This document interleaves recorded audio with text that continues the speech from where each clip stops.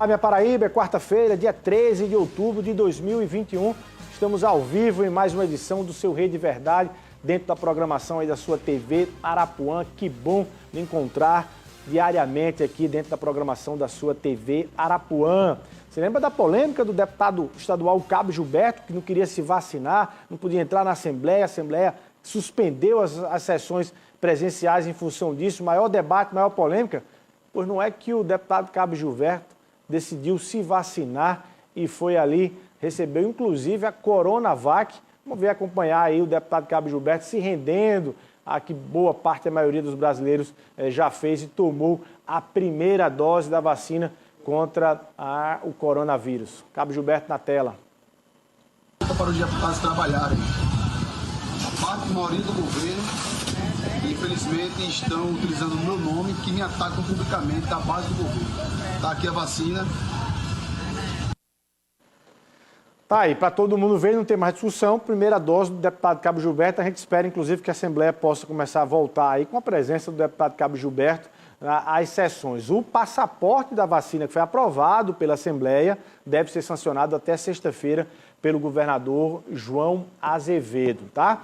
Bom, por falar no governador João Azevedo, na sexta-feira ele esteve lá em Campina Grande, anunciou ali algumas obras e depois do evento ele se encontrou com o prefeito Bruno Cunha Lima. Na manhã de hoje, o prefeito Bruno falou o que é que ele achou desse encontro, se teve ali algo mais do que um debate administrativo, se teve alguma pauta política nesse encontro. Na tela do Rede Verdade, prefeito Bruno Cunha Lima.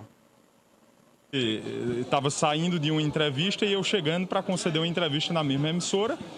E naturalmente, né, graças a Deus eu sou um homem que consegue respeitar e diferenciar o que são posicionamentos políticos dos meus posicionamentos pessoais da relação institucional. Ele é o governador do estado e eu sou o prefeito de Campina Grande, a cidade mais importante do interior do estado, a cidade mais importante do interior do Nordeste. Naturalmente, de forma institucional, nós precisamos ter um diálogo respeitoso. Mas assim, puxando agora pela memória, eu lembro que confirmei a ele, por parte da prefeitura, a doação de 2 terrenos para que o estado possa construir uma escola no Aloysio Campos. Já tem 2 anos de entrega, o ex-prefeito Romero entregou a Aloysio Campos há 2 anos e até hoje não tem uma escola estadual. E também a doação de um outro terreno para a construção do que eles chamam de novo Hospital das Clínicas. Uma coisa pode ter a mais absoluta certeza, eu tenho posições muito claras, faço oposição política ao governo do estado, ao governador, mas na condição de prefeito eu nunca vou criar nenhum tipo de dificuldade para o desenvolvimento da cidade e para a melhora da qualidade de vida das pessoas.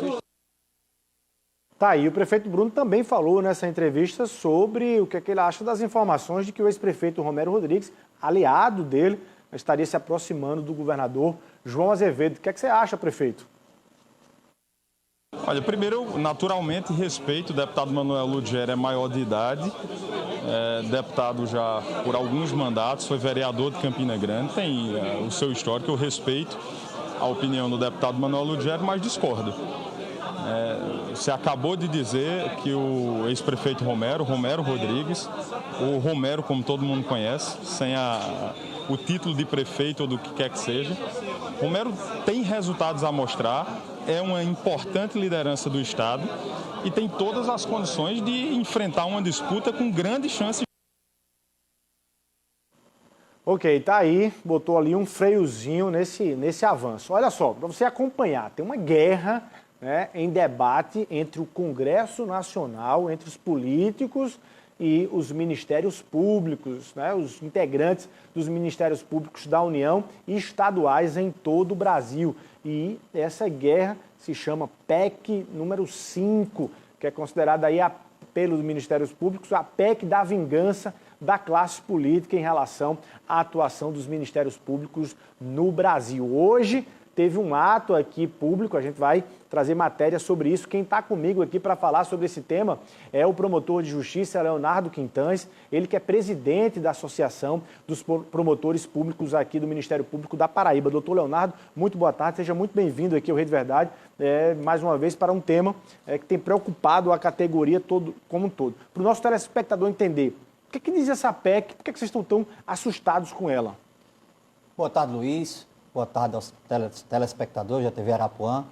A PEC 5, Luiz, ela atinge de morte o coração do Ministério Público. O Ministério Público é uma instituição que desde 88, ou seja, há mais de 3 décadas, recebeu do Constituinte, desse novo Estado brasileiro, novas atribuições. O Ministério Público que atuava somente na defesa, na função criminal, que é uma função essencial e que é a cara da instituição, recebeu do Constituinte a defesa de todos os direitos sociais.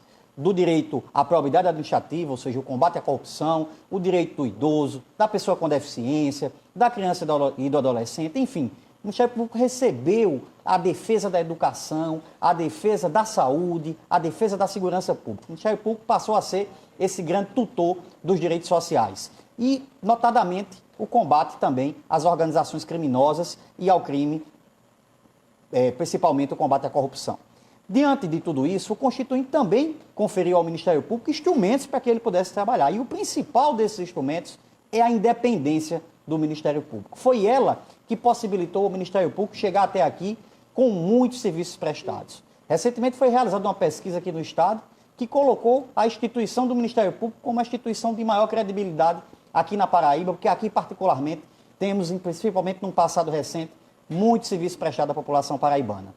E o que essa PEC busca fazer é retirar, mitigar de uma forma praticamente anular a garantia da independência do Ministério Público e de cada membro seu, para que ele possa, de forma destemida, sem medo de pressão política ou econômica, realizar seu trabalho. Desmantelar organizações criminosas, mas também, Luiz, buscar a punição do homicida, buscar a punição do que pratica assalto à mão armada. O Ministério Público não faz só combate à corrupção. Ele está no dia a dia defendendo do pequeno direito ao cidadão, do pequeno furto praticado, ao assalto à mão armada, ao homicídio que retira o bem mais importante do ser humano, que é a vida, e também buscando o desmantelamento de grandes organizações criminosas. E a PEC, ela mexe na composição do Conselho, inserindo uma participação mais presente ali do Congresso Nacional, uma indicação mais presente do Congresso Nacional, e também mexe com a atuação do Conselho. Para a gente entender desses 2 itens aí, qual é o mais violento? É só a mudança de composição ou também a possibilidade do Conselho ter uma ação um tanto quanto mais ampliada na atuação do membro do Ministério Público? Luiz, uma alteração completa a outra, mas eu vou lhe explicar rapidamente um histórico de como isso aconteceu. Essa PEC foi apresentada no primeiro semestre do ano, e ela mexia inicialmente somente na composição do Conselho. Semana passada, foi apresentado um novo relatório, um novo texto a essa PEC, esse sim que trouxe esse outro ponto, que, como disse, complementa o primeiro que alterava a composição, que é a possibilidade do Conselho rever os atos de cada promotor espalhado pelo país. Isso ele não faz hoje? Não, o Conselho hoje é um órgão de controle administrativo do Ministério Público e também pode aplicar sanções disciplinares aos membros do Ministério Público a partir da sua corregedoria. O Conselho Nacional foi criado pela Emenda 45 de 2004, a reforma do Judiciário, que criou 2 grandes conselhos no país, o Conselho Nacional do Ministério Público e o Conselho Nacional de Justiça, com composição e funções idênticas, semelhantes, importantes e que deram uma grande contribuição para o melhoramento dessas 2 instituições. Ocorre que o que é que a PEC e esse último texto busca fazer? Ele busca duplicar a participação do Parlamento no Conselho. O Parlamento já tem hoje 2 cadeiras no Conselho, como tem também no CNJ. O Conselho é um órgão paritário. Participam membros do Ministério Público, membros do Poder Judiciário, juízes e também advogados e cidadãos indicados pelo Parlamento. A PEC busca dobrar a participação do Parlamento. A PEC busca que o corregedor nacional, que é aquele que pode aplicar punição em qualquer membro do Ministério Público pelo país, que esse corregedor seja também indicação do Parlamento. E a PEC busca dar ao Conselho essa nova função, que é a de interferir na área fim da ação de cada promotor pelo país. E resiste, Luiz, a atuação de cada promotor ela não é livre de controle.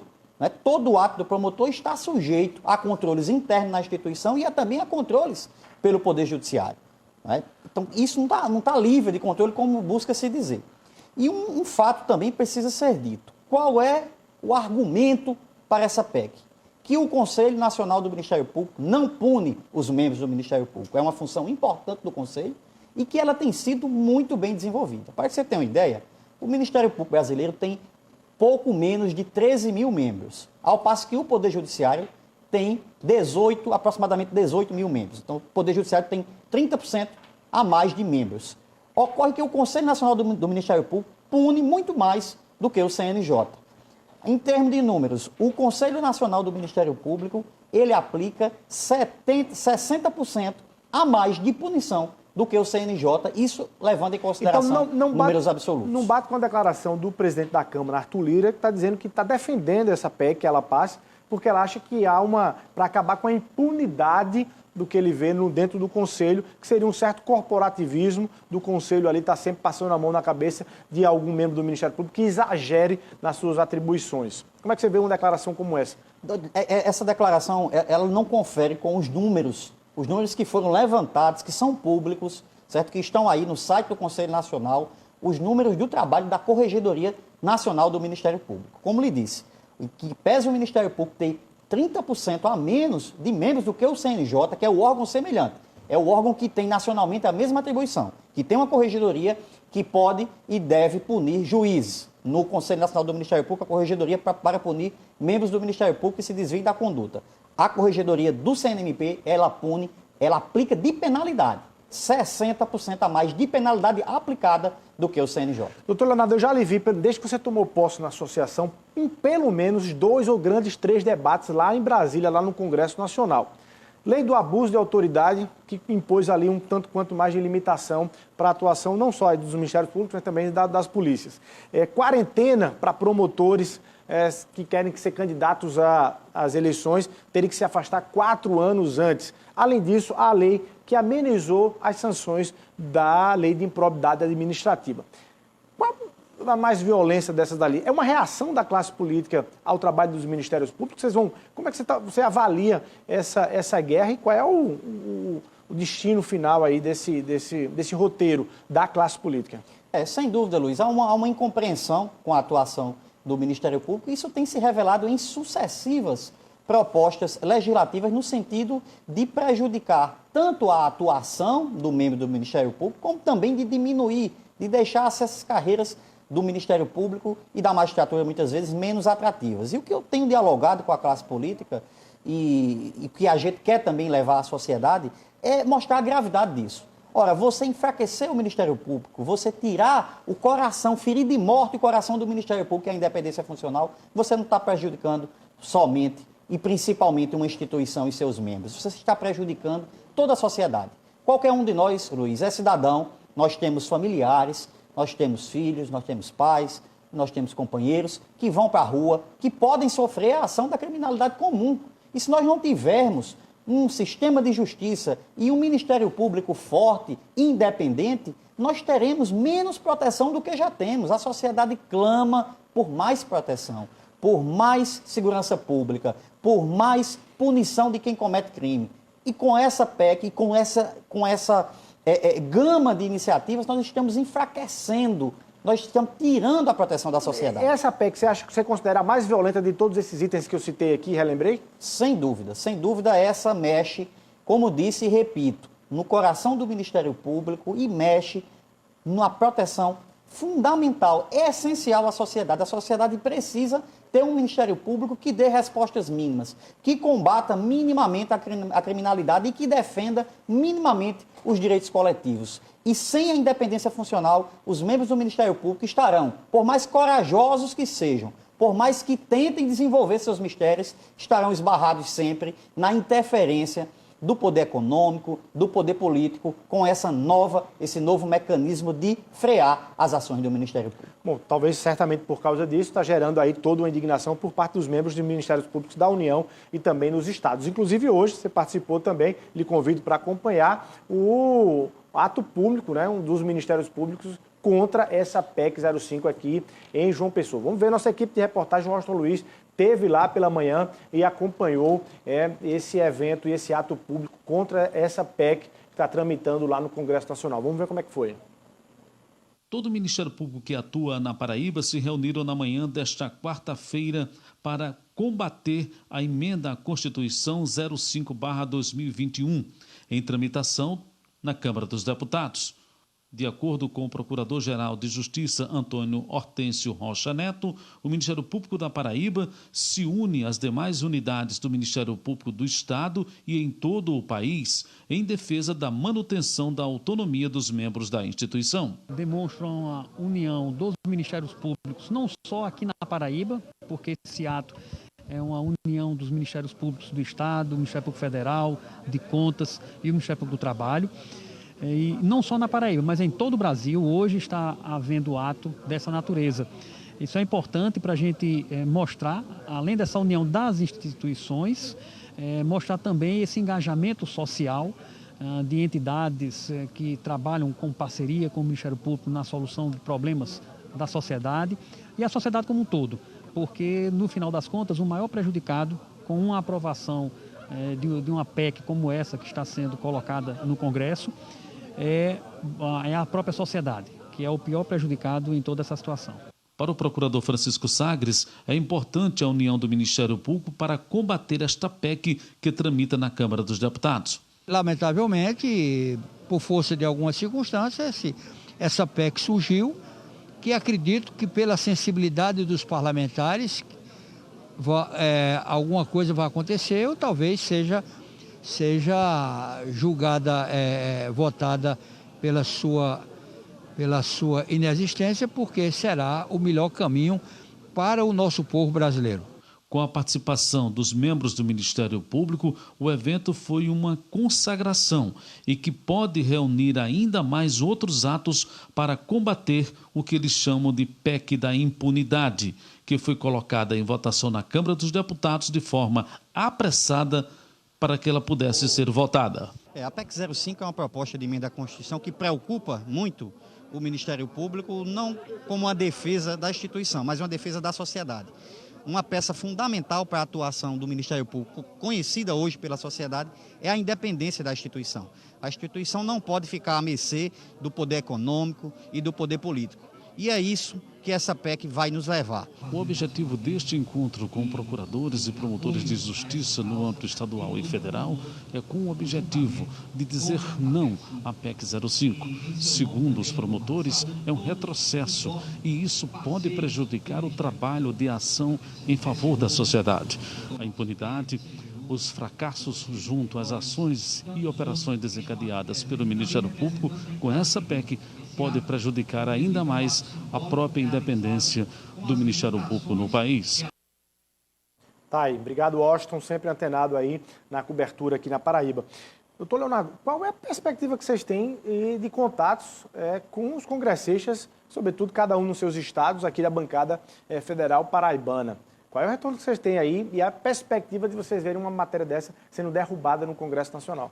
Luiz, esse diálogo com a classe política, ele é permanente, né? Nós temos estabelecido um contato permanente com a nossa bancada federal, tanto na Câmara quanto no Senado.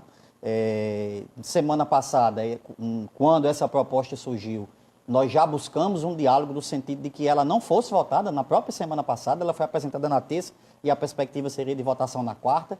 Conseguimos postergar isso.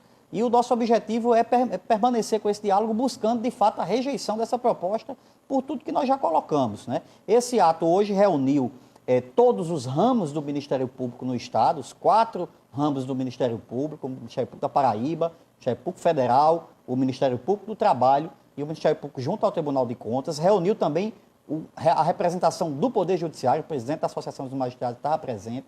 Reuniu diversos órgãos, parceiros e que trabalham diariamente com o Ministério Público e também entidades da sociedade civil que sentem e que são parceiras do Ministério Público no dia a dia. E o objetivo desse ato foi levar a conhecimento da sociedade, e nós vamos fazer uma ampla discussão daqui para frente, mostrando à sociedade os riscos dessa PEC, para que a população possa entender de forma simples e direta que a aprovação da PEC 5 ela significa um Ministério Público sem independência. E um Ministério Público sem independência é você pegar o Brasil de hoje, de 2021, e voltar a mais de 3 décadas ao Brasil antes de 88, onde pouco se conhecia o Ministério Público, onde pouco se tinha combate à corrupção, onde pouco se tinha defesa de direitos sociais. Bom, agora, essa luta toda de vocês foram, de certa forma, ignorada na lei do abuso, na lei da quarentena, na lei da improbidade. Se passar no Congresso, vocês vão judicializar esse debate e essa PEC do ponto de vista de considerá-la inconstitucional no Supremo Tribunal Federal? Um minutinho para a gente responder, a gente vai rapidinho para o intervalo comercial e volta aqui com o Rede Verdade, conversando com o Leonardo Quintanges, ele que é o presidente da Associação dos Promotores do Ministério Público da Paraíba. Daqui a pouquinho a gente está de volta.